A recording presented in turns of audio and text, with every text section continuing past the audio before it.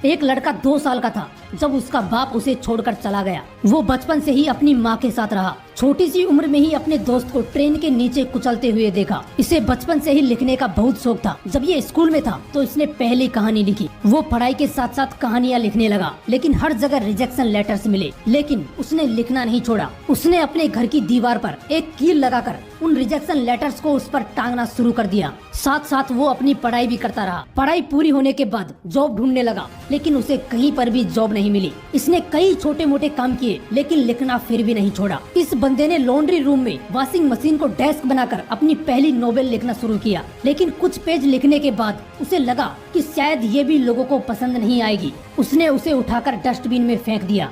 दोस्तों, हर किसी की लाइफ में एक ऐसा दौर जरूर आता है जब उसे लगता है कि अब कुछ नहीं हो सकता, लेकिन उस वक्त हमें क्विट नहीं करना है। ये बंदा भी लगभग हार मान चुका था, लेकिन दूसरे दिन उसकी पत्नी ने डस्टबिन से वो पेज निकाल कर पढ़े और उस बंदे को कहा कि तुम कमाल का लिखते हो, इसे पूरा करो, मुझे विश्वास है कि ये लोगों को जरूर पसंद आएगी। उसने उस नोवेल को पूरा किया और उसे पब्लिश करवाने के लिए चला गया। दोस्तों, अभी प्रॉब्लम्स खत्म नहीं हुई थी। एक के बाद एक करीब 30 पब्लिशर्स ने उसे रिजेक्ट कर दिया, लेकिन वो कोशिश करता रहा और कुछ दिन बाद सक्सेस ने उसका दरवाजा खटखटाया। उसके पास एक फोन कॉल आया जिसने उसकी लाइफ बदल दी, क्योंकि एक पब्लिशर ने उसका प्रपोजल एक्सेप्ट कर लिया। उसकी नोवेल पब्लिश हुई जो सुपर हिट रही। दोस्तों, उस बंदे का नाम है स्टीफन किंग, जो एक फेमस अमेरिकन ऑथर है। इस बंदे ने टोटल 60 नोवेल लिखी हैं, जिनकी 350 मिलियन से भी ज्यादा कॉपीज बिक चुकी हैं, जिन पर कई फिल्म्स और वेब सीरीज भी बन चुकी हैं। दोस्तों, जिंदगी में कुछ भी हासिल करने के लिए जिद्दी बनकर उसके पीछे दौड़ना पड़ता है।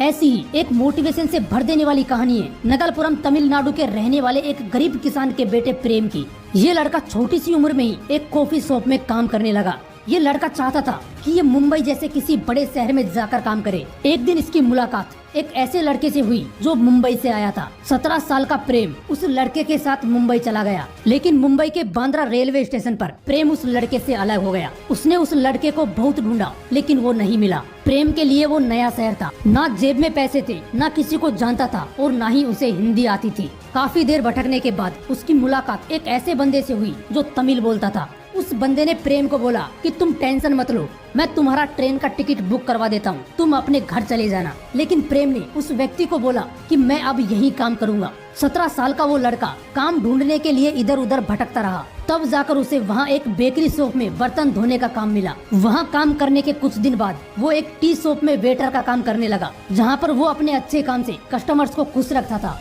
जिससे वो टी शॉप बहुत अच्छा चलने लगा। वहीं पर एक कस्टमर ने उसे ऑफर किया कि हम पार्टनरशिप में टी स्टॉल ओपन करते हैं। प्रेम ने हाँ कहा। बिजनेस की शुरुआत हुई। जब टी स्टॉल अच्छा चलने लगा, अच्छे पैसे आने लगे, तो उस बंदे ने प्रेम के साथ पार्टनरशिप तोड़ दी और उसे निकाल दिया। उस वक्त प्रेम की जेब में सिर्फ 1000 रुपए थे। वो चाहता तो वापस अपने घर लौट सकता था, लेकिन उन 1000 रुपयों से उसने इडली डोसा का एक छोटा सा ठेला लगा दिया। उसका वो छोटा सा बिजनेस अच्छा चलने लगा, लेकिन अब म्युनिसिपालिटी वालों ने उसे परेशान करना शुरू कर दिया। फिर उसने एक जगह रेंट पर लेकर वो बिजनेस करना शुरू किया, जिसका नाम रखा डोसा प्लाजा। उसका बिजनेस अच्छा चलने लगा, लोग उसे जानने लगे। और दोस्तों, आपको जानकर हैरानी होगी कि आज वही ठेले से शुरू होने वाला डोसा प्लाजा पूरी दुनिया में फेमस है। दोस्तों, आज वही प्रेम गणपति करोड़ों रुपए के मालिक हैं। ऐसी ही एक कहानी है विकी की, जो बहुत ही गरीब परिवार से था। और इसका अंदाजा आप इस बात से लगा सकते हो कि उसके पापा रोज के सिर्फ 15 से 20 रुपए ही कमा पाते थे, लेकिन वो अपने बेटे को 10वीं तक पढ़ाना चाहते थे।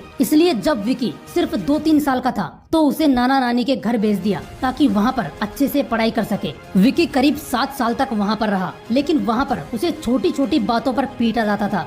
शायद इसीलिए मात्र 11 साल की उम्र में वो घर से भाग गया और दिल्ली चला गया, जहाँ पर कचरा उठाने वाले बच्चों ने इसकी हेल्प की। विक्की ने कई महीनों तक उन बच्चों के साथ कचरा उठाने का काम किया। फिर एक रेस्टोरेंट में बर्तन धोने का काम किया, जहाँ से एक व्यक्ति उसे शेल्टर होम ले गया, जहाँ पर विक्की फिर से स्कूल जाने लगा। 10th कंप्लीट करने के बाद उसे वहीं पर एक पुराना कोडेक का कैमरा मिला, क्योंकि ये बंदा शुरू से ही एक फोटोग्राफर बनना चाहता था। इसलिए उसने उन्नयमान नाम के एक फोटोग्राफर के साथ रहकर अच्छे से फोटोग्राफी सीखी। कई साल मेहनत करने के बाद 2007 में इसने इंडिया हैबिटेट सेंटर में स्ट्रीट ड्रीम नाम से अपनी पहली प्रदर्शनी आयोजित की। वो प्रदर्शनी हिट हो गई और उसके लिए विक्की को विदेशों में बुलाया गया।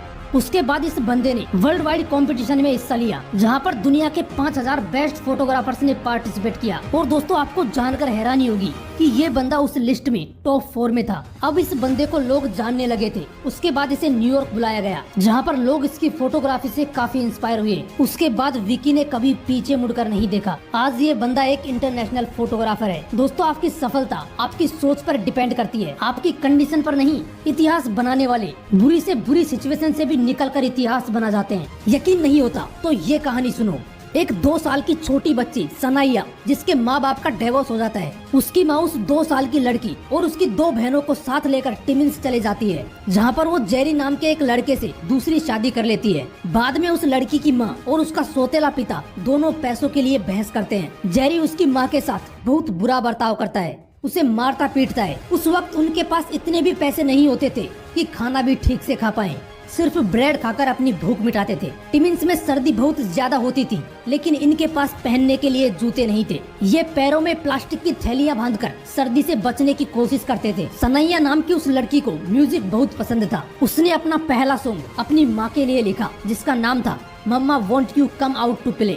और ये सॉन्ग उसने इसलिए लिखा क्योंकि उस वक्त उसकी माँ बहुत दुखी थी। ऊपर से 2 वक्त का खाना मिल पाए, इसके लिए भी उनके पास पैसे नहीं थे। उस 8 साल की लड़की ने पैसों के लिए बार में सिंगिंग करना शुरू कर दिया। यार सोचकर देखो कितनी मजबूर थी वो लड़की। उस वक्त क्या हालत रही होगी उसकी। ऊपर से उसके सौतेले पिता उसकी माँ को बहुत मारते, लेकिन 8 साल की सनाइया नम आंखों से अपनी माँ को पिटते हुए देखने के सिवाय कुछ नहीं कर सकती थी। एक दिन सनाइया और उसकी माँ जेरी को छोड़कर टोरंटो चले गए। वहाँ पर सनाइया ने म्यूजिक इंडस्ट्री में जाने की बहुत कोशिश की। साथ ही घर खर्च चलाने के लिए उसे मैकडोनाल्ड्स में कई साल काम करना पड़ा। जब वो 22 साल की थी तो उसकी माँ और जेरी वापस साथ रहने लगे, लेकिन कुछ दिन बाद उनकी एक एक्सीडेंट में मौत हो गई। अब सनाइया और उसकी बहनें बिल्कुल अकेली थी, क्योंकि सनाइया को सिंगर बनना था। इसलिए वो बाकी काम छोड़कर अपनी बहनों का गुजारा करने के लिए कसिनोज में सिंगिंग करने लगी। फिर एक दिन उसने अपने कुछ गानों का टेप रिकॉर्ड किया। उसके वो गाने नेशविल में सुने गए और लोगों को बहुत पसंद आए। उसके बाद वो धीरे धीरे आगे बढ़ती गई। दोस्तों आज उसी लड़की सनाइया के नाम 5 ग्रैमी अवार्ड है और अब तक इसके सॉन्ग्स के 10 करोड़ से भी ज्यादा रिकॉर्ड बिक चुके हैं। जिस लड़की के पास ढंग का खाना खाने के पैसे नहीं थे, आज उसी लड़की की टोटल नेटवर्थ 22 अरब रुपए से भी ज्यादा है।